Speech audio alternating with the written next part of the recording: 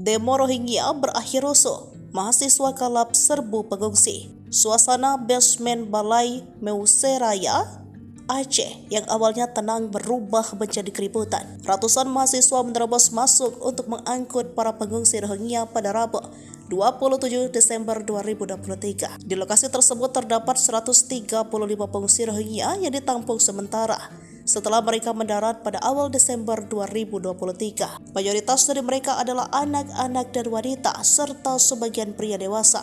Sempat mendapat hadangan dari petugas keamanan, ratusan mahasiswa secara paksa menggeruduk masuk. Dilansir dari serabinews.com, para mahasiswa itu langsung berlarian menuju bawah bagian basement gedung tersebut. Massa membuat keributan dengan berteriak. Saat itu pengungsi Rohingya sedang melaksanakan sholat zuhur berjamaah. Pendemo semakin anarkis usai pengungsi Rohingya tersebut melaksanakan sholat.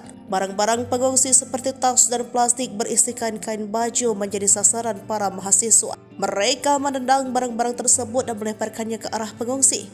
Mahasiswa akhirnya mengangkut paksa para pengungsi Rohingya ke kantor wilayah Kemenkumham Aceh di Kampung Juling ke Syah Kuala.